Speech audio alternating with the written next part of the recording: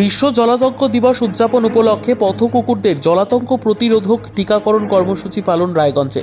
শনিবার বেলা 11টা নাগাদ রায়গঞ্জের স্টেট অ্যানিম্যাল হেলথ সেন্টারের ভেটেরিনারি অফিসার রাকেশ মণ্ডলের সাথে কথা বলে জানা গিয়েছে, এই কর্মসূচির ব্যবস্থাপনায় ছিলেন প্রাণী সম্পদ বিকাশ বিভাগ উত্তর দিনাজপুর, সহযোগিতায় ছিলেন উত্তর দিনাজপুর পিপলস ফর অ্যানিম্যাল এবং রায়গঞ্জ পিপল ফর অ্যানিম্যাল নামের দুটি স্বেচ্ছাসেবী পশুপ্রেমী সংস্থা। এদিন দুটো দলে ভাগ হয়ে রায়গঞ্জের বিভিন্ন প্রান্তে টিকাকরণ কর্মসূচি পালন করা হয়। এদিন এ বিষয়ে রায়গঞ্জের ভেটেরিনারি অফিসার রাকেশ মণ্ডল সাংবাদিকদের বলেন, ডক্টর আপনার নাম আর কি দায়িত্বে আছেন? আমি ডক্টর রাকেশ মণ্ডল, আমি স্টেট অ্যানিম্যাল হেলথ সেন্টার রায়গঞ্জের ভেটেরিনারি অফিসার।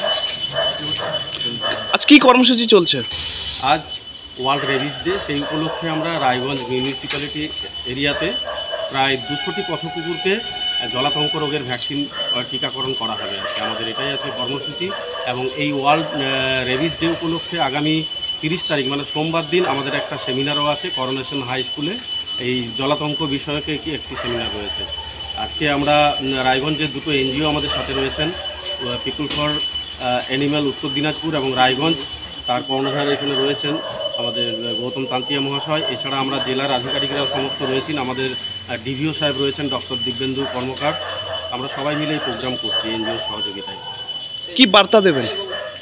দেখুন, প্রতি বছর ভারতবর্ষে প্রায় 20 থেকে 25 হাজার জলাতঙ্ক রোগে মারা যান। সেই উপলক্ষে আমাদের পথ কুকুরদের যদি আমরা জলাতঙ্ক নিয়ন্ত্রণ করতে পারি, সেটাই তো আমাদের মেন লক্ষ্য আর কি।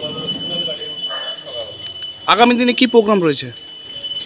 আপাতত আমাদের এই দুটোই প্রোগ্রাম রয়েছে। এছাড়া আমাদের পশু হাসপাতালে নিয়মিত যেটাকে ওভারি হিস্টেরেক্টমি বা স্পেইং নিউটার এগুলো করা হচ্ছে, যাতে জলাতঙ্ক রোগের থেকে রক্ষা পায় পথকুকুর।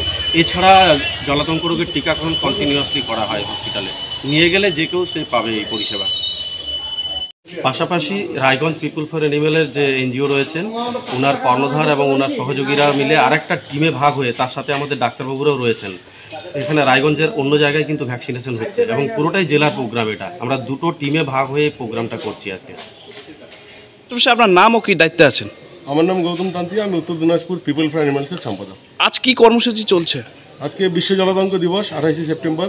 এই উপলক্ষে প্রতি বছরই প্রাণী সম্পদ বিকাশ বিভাগ উত্তর দিনাজপুর এর সহায়তায় এবং আমাদের এনজিও পার্টিসিপেট করে রাস্তার যে কুকুরগুলো তাদেরকে জলাতঙ্কের প্রতিষেধক দেওয়া হয়।